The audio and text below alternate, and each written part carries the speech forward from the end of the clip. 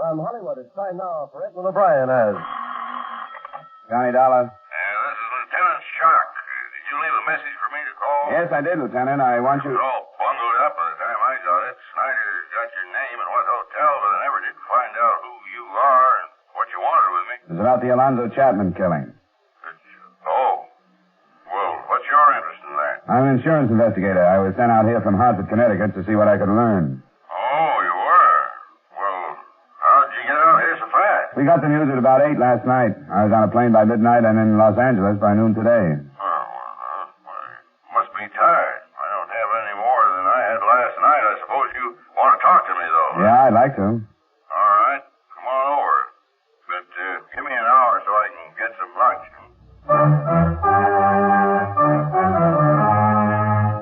Edmond O'Brien in a transcribed adventure of the man with the action-packed expense account, America's fabulous freelance insurance investigator. Yours truly, Johnny Dollar.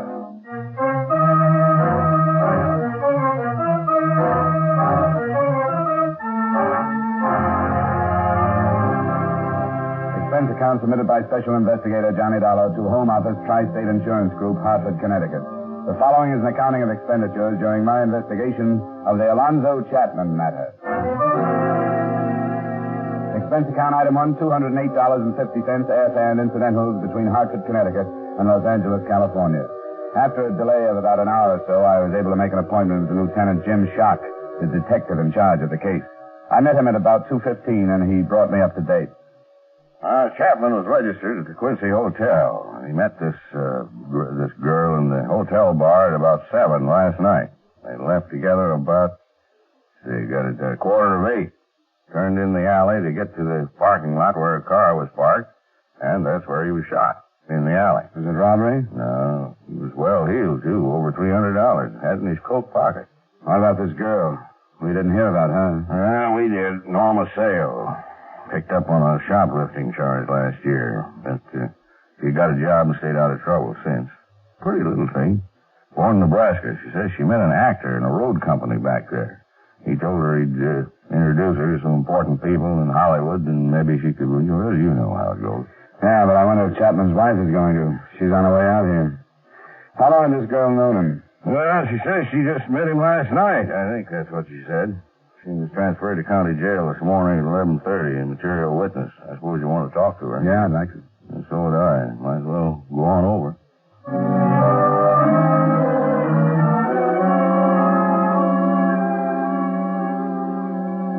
Because it's growing too fast. That's why. We got too many people. We got too many cars. Too much of everything but streets.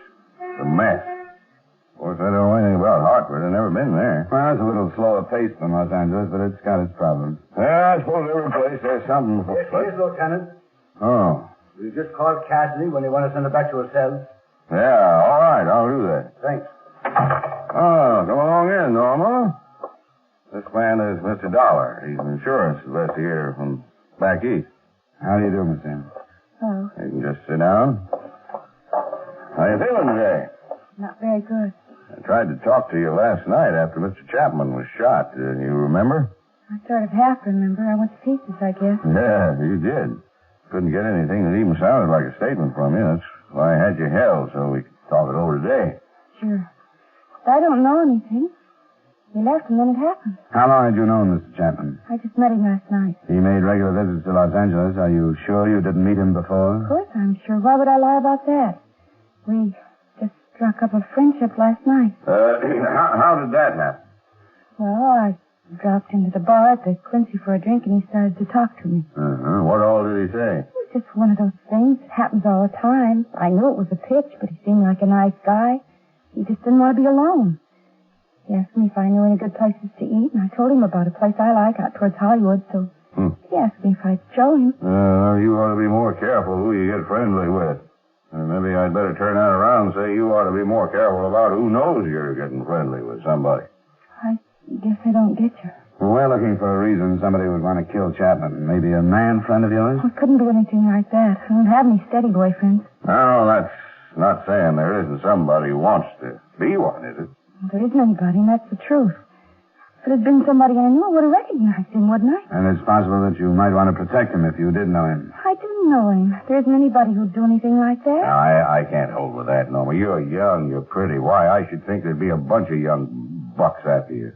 Boys from that store where you work, maybe. I tell you, there isn't. It's the truth. There isn't. If there was, I'd tell you. Well, maybe you would. We've got to find a reason that Chapman was killed. I don't know. It wasn't because he was with me. All right now, Norma, don't get all upset again. You've got to remember some other things. I hope you aren't holding anything back, Norma. You know that we can learn the truth from other people. Sure I do. Ask the girls I work with. Ask Jeannie Stevens. She ought to know. She's lived with me for almost a year. All right, Norma. Now, when you and this Chapman decided on a place to go for dinner, you left the hotel. You started for your car in the parking lot, huh? Yes. You turned into the alley, which was a shorter trip than going around the corner, and this gunman was waiting there. It wasn't dark, was it? No, not quite. How far down the alley was this man? Well, it was not very good at measuring, but must have been about halfway to the parking lot. There's a big trash box there, behind one of the buildings. This man was waiting behind the box, and when you came by, he stepped out, fired 3 shots, and ran away. And it was light enough so that you could get a good look at him? Yes, it was darker in the alley, but I'd have recognized anybody I knew. Would you remember if you saw him again? I'm not sure. Maybe I would. Now, Norma, it's up to us to figure out how come this killer was waiting there, where he was. It beats me how he knew Chapman was going to pass by that box. I don't know. You can see how odd it looks, Norma. If he didn't know Chapman was coming that way, he must have known that you were. I don't know how it happened. I'm telling the truth. Maybe somebody heard us talking in the bar. Heard enough to know you and Chapman would go through the alley? Maybe somebody could have. I don't remember exactly how it went, but I told him where my car was parked. Yes, I said just down the alley, I remember. And then did you leave? No, not right away. We had another drink. Well, that'd take about 10 or 15 minutes, I suppose. Well, how about it, Dollar? I don't think I have anything more. Thanks, Norma. All right. I'll get Cassidy to take you down. I'd like to send you home, Norma. Maybe tomorrow. You know how it goes.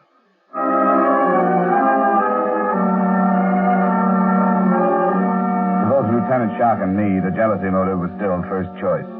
As a matter of fact, at that point, it was the only choice. Nothing in Alonzo Chapman's room or among his effects gave a hint of a murder motive. The Cleveland police had been requested to send anything they had on him, and local men were at work checking his Los Angeles business associates and his movements. Shock left to question Norma Sale's roommate, and I went back to satisfy myself on the beginning of it all. I waited for the evening bartender at the Quincy Hotel. Now I'm not busy. We won't get crowded for another hour. How about last night? Were you crowded about 7:30? Oh, yeah, Swamp. If you'd asked me about anybody else in the place, I couldn't tell you a thing. But I remember this little blonde dame and this guy Chapman. I'm glad to hear that. Usually it doesn't happen this way. Yeah, I suppose not, but I'll tell you how it was. You see, Chapman had been in a hotel for a few days, you know. Yeah, I got in Friday last week. Well, I'm not sure when I first met him, but he'd drop in for an early drink, like, 5:45, 5 o'clock. Uh-huh. Yeah, we'd talk a little bit, then he'd go up to his room and come back around 7 and stay for another hour or so. I tell you, it was bound to happen. What do you mean? Oh, not his getting killed, not that part of it. I mean a little blonde. I didn't snoop what he was saying or anything, but when she came in and the bar stools were all taken, Chapman spots her and gives her his place. How long had he been there? Just a couple of minutes. I hadn't gotten around to taking his order yet, but when I did, he ordered for the both of them. Then after that round, they moved to one of the booths. Did you happen to notice another man who could have been interested in them and could have been close enough to overhear them? Oh, no, gee, the place was full. I didn't notice.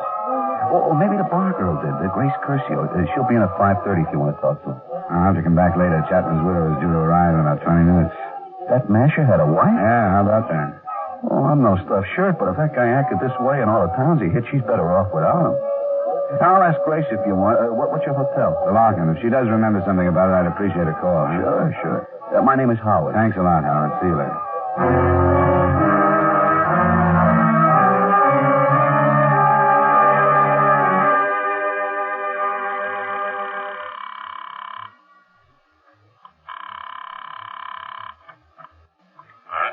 Lieutenant Shock.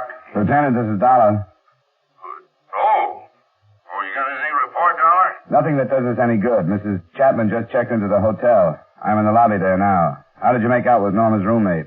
Oh, just fine. She seems like a level-headed sort of girl.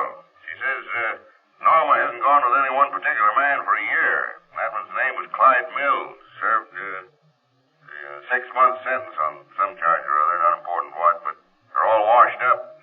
She says he's town, but we'll look for him anyway. Yeah, I'm going up to talk to the widow, if it's all right with you. Sure, go right ahead. Make a suspect out of her if you can. We need some. Could be. From what I hear, she had a motive, not counting the insurance money. But I don't know whether she knew it or not. I'll check with you later.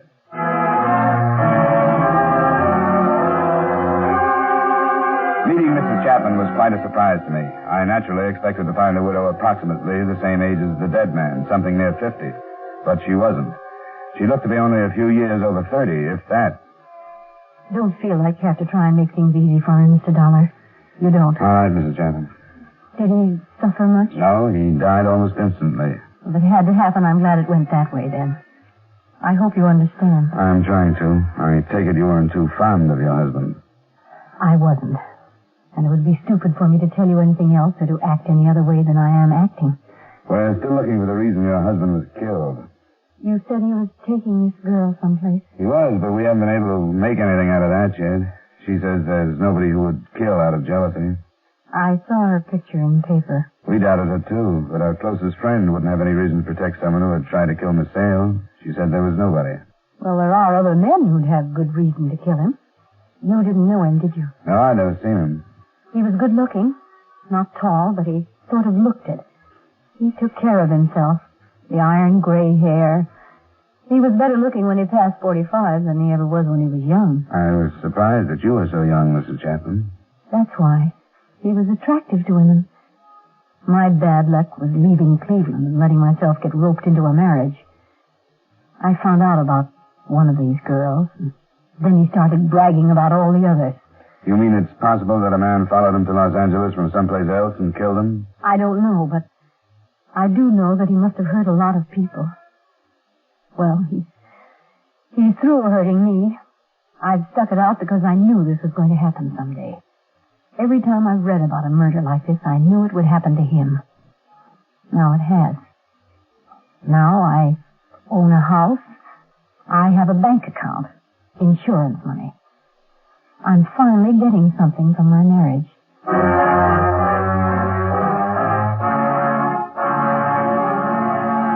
I tried to phone Lieutenant Shock a report on my meeting with the overly honest Mrs. Chapman, but he was out of his office getting the teletype answer to the request he'd made for information from the Cleveland police. So I cabbed over to see him. Now, I'm not saying that what Mrs. Chapman says isn't possible, but I don't want to go off half-cocked on a wild goose chase. I didn't think you'd like it. I don't either. Chapman came here from Fresno by train, so say it would have to be some guy from there. I don't see why he didn't. Well, say he didn't kill him in Fresno because he thought he wouldn't draw suspicion down here. How did this guy locate him? Chapman didn't reserve a room at the Quincy. He usually stayed someplace else, so he'd have to be followed. That's no good, Dollar. Why, you couldn't expect an inexperienced man from Fresno to do a job of tailing like that through Union Station from there to the Quincy and all this traffic? It's possible, I suppose. You going to check it then? I guess so. Probably wouldn't be too hard to get a list of the people who got on that train at Fresno. Yeah. The list is hard up for motives. Now we got them all over the country. He was old enough to know better. Lieutenant. What? Here's a follow-up on that stuff from Cleveland. Oh, thanks. Right. Well, this is darn nice of those boys. Get something? Say, Chapman phoned Cleveland that day. He checked in, didn't he? Yeah, it was Friday. Why? Look at this. Seems like his missus was seeing a lot of a man named Nicholson. He's known to have left Cleveland on Friday night, and he hasn't been seen since. I like this a whole lot better. Yeah, this could be what we wanted. A man with a motive who knew where Chapman was. You think it's time you met the honest widow?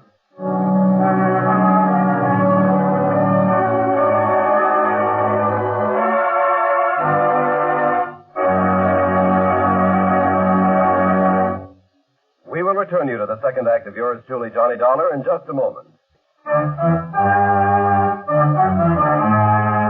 Now with our star, Edmond O'Brien, we return you to the second act of yours truly, Johnny Dollar.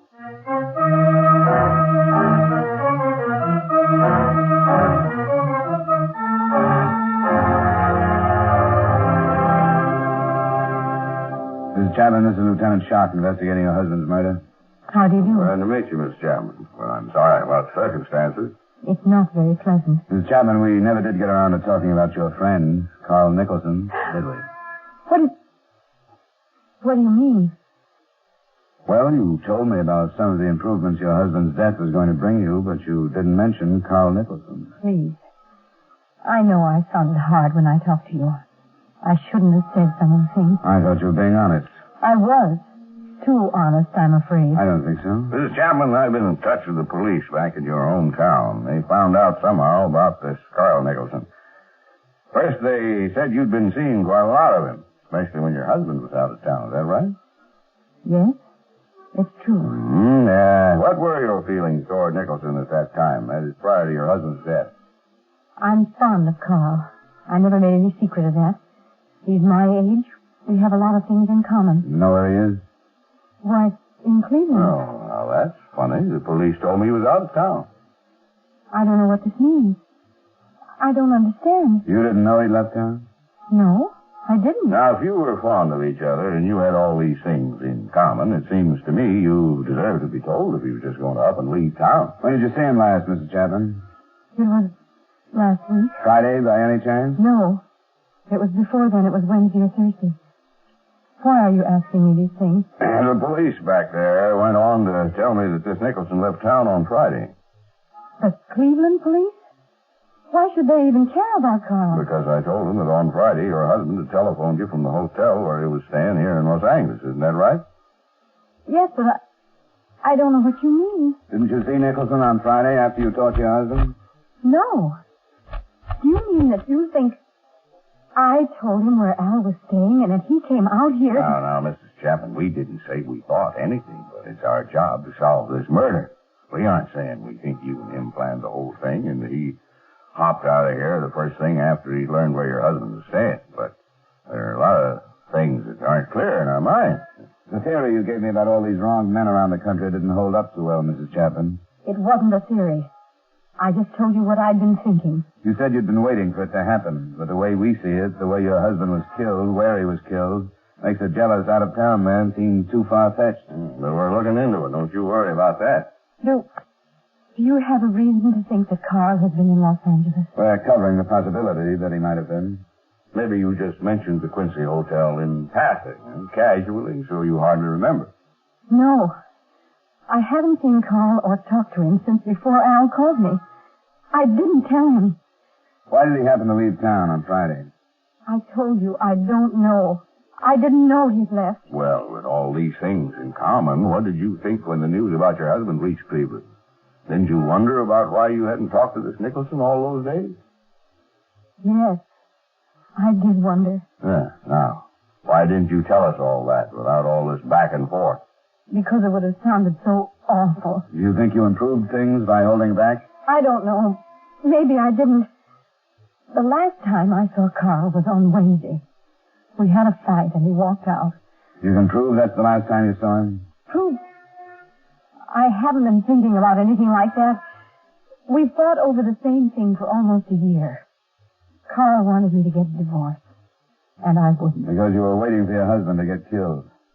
Did you ever tell Carl that? Yes. Did you tell him that during this fight on Wednesday?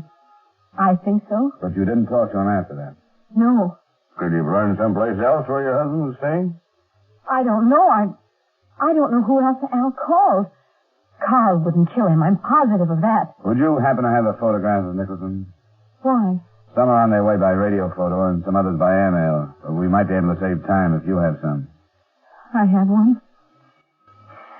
I want to erase something off the back. Now, don't you fret, Mrs. Chapman. We'll show it to a couple of people. If Carl is innocent like you think he is, this is the quickest way to prove that, too.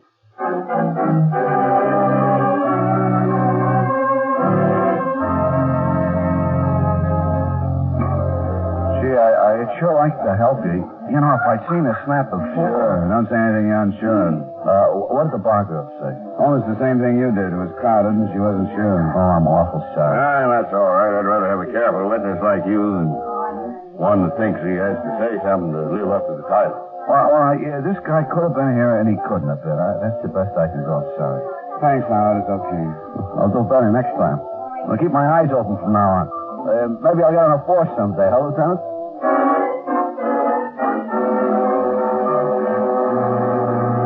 Well, you know how it goes. They say a boat is so expensive to keep up that before long you don't own it. It owns you.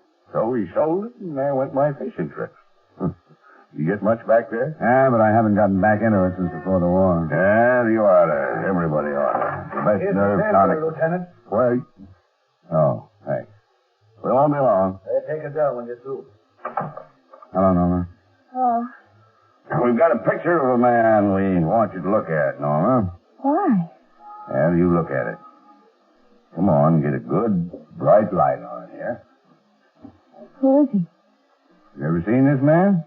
I couldn't swear, but I think he could be the one that shot Mr. Gerber. I hate to say it for sure because Mr. Chapman was on that side. Look at it again, Norma. What is there that you think you recognize? Maybe I'm wrong, but the way his hair, right here, the way some of it hangs down across his forehead. This man's about Dollar's height. I'm not sure of that. He's kind of crouched. But you think you saw the hair? I don't even know why I think that, but when I close my eyes, it seems like I can see his face. Yeah, well, now you take a long look at it. Study it.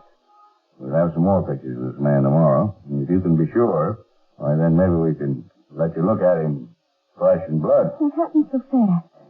Just take your time and forget the lieutenant and me. If I could, I'd leave it so you could study it all night, but it's a piece of evidence, and therefore it belongs to the state, so I can't leave it.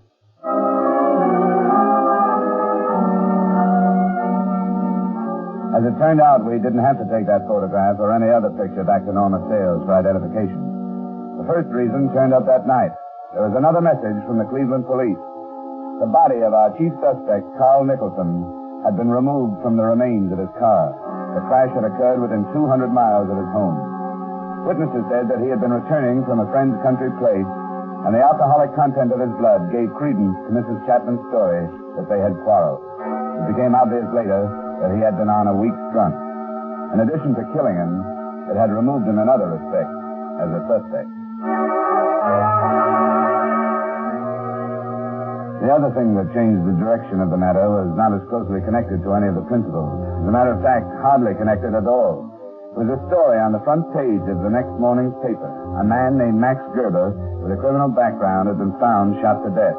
Along with a year-old picture of him was printed the fact that he had been staying at the Quincy Hotel. With Lieutenant Shark, I went to view Max Gerber's remains and his effects, and at 10 that morning, Norma Sale was once more ushered into it. Well, Norma, we seem to keep you busy, don't we? Sit down, Norma. Did you bring some more pictures? Not the same as we brought last night. That wasn't the man you saw in the alley. I wasn't sure. The bartender at the Quincy says he'd never seen you in there before the other night. Why'd you happen to go there? I don't know. Just seemed like a good idea because I hadn't been there. Was there something special that took you there, Norma? There must be quite a few sort of bars where you haven't been. There wasn't anything special. I think it's fair to tell you that we checked the store where you worked and found out that you left there at 3:30 that day. I didn't feel very good. You felt good enough to go to the Quincy. You felt good enough to let yourself get picked up by this man. I guess that's my business, isn't it? What I want to do and who I want to be with. Why, sure it is, Norma. Who did you want to be with? What do you mean? A man named Alonzo Chapman or a man named Max Gerber? I just went in, that's all. I mean, met this guy. You didn't go into that bar expecting to meet some special man, did you? No. Not even if you were paid to meet him? No, I don't know what you're talking about. That man that was killed. I mean, the one you were with. Did you know what he did for a living? Said he was a salesman. Well, that's what we're getting at. He was a salesman. We cut two pictures out of the paper, Norma. Here's one. This the man you met at the Quincy? Yes. You sure, Norma? Yes, I am. This man wasn't killed in the alley the other night. He's the man I was with. No, he isn't. This man was killed last night, Norma, right outside the Quincy Hotel. Here's the picture of the other man. They look alike, don't they? They're the same. I saw the suit Max Gerber was wearing. Even it was sort of the same as Chapman's. It was brown. They're the same. I mean, it was Gruber. It was Gerber you were supposed to meet. It was Gruber. No, it wasn't, Norma. Yes, it was. All right. You were supposed to pick up Gerber in that bar, weren't you? I didn't know what they were going to do. But you did pick this man up and take him down that alley. They said, the money, and that's all they wanted. Tell us how you found this man in the bar, Norma. They pointed him out from the lobby. He made a phone call, and then he went into the bar. I went in after him. Brown suit, gray hair. Yes. It was Alonzo Chapman you took out to get killed. No, it wasn't. Why should we tell you it was if it wasn't? You're lying to me. You're trying to trick me. No, they just made a mistake. They pointed him out. Then you made the mistake. No, I didn't. I didn't. I did what they said. They told me I had to, and I did. They sent me because I was blonde, and it was the right one. They didn't think they were going to kill him. He just owed them some money. That's all they wanted. That's all I wanted. I didn't want anybody to get killed. I was blonde, and I was young, and that's why they sent me. For money.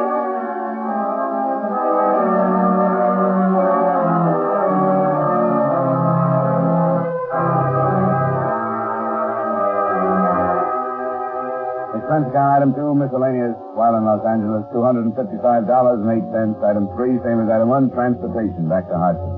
Expense account total, $672.08. Remark, the second murder, Max Gerber's, was a gangland rub-out, planned with the aid of a young blonde as bait. The first murder was only a mistake. The apparent moral is that companies shouldn't hire salesmen. Women shouldn't marry them. Young blondes should stay away from them, but confidentially, some of my best friends are insurance salesmen. Yours truly, Johnny Dollar.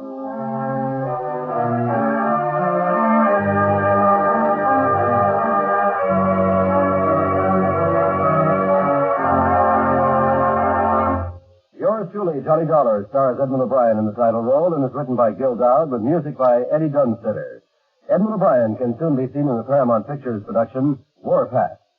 Featured in tonight's cast were Hy Averback, John McIntyre, Harry Lang, Jeanette Nolan, and Virginia Gregg.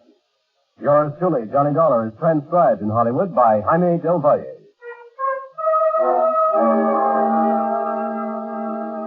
Beginning next Wednesday, yours truly, Johnny Dollar, will be heard 1/2 hour later on most of these same stations. This is Dick Cutting inviting you to join us next week at 9:30 Eastern Daylight Saving Time when Edmond O'Brien returns as yours truly, Johnny Dollar.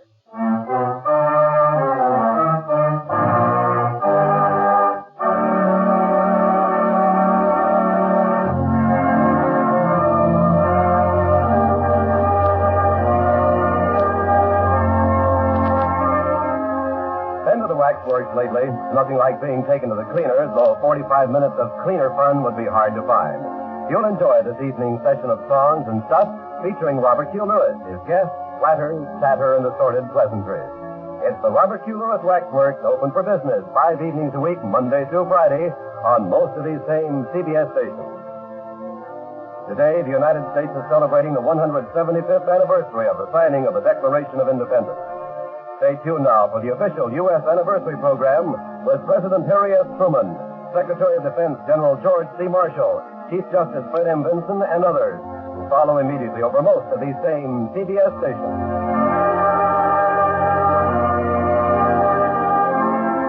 This is CBS, the Columbia Broadcasting System.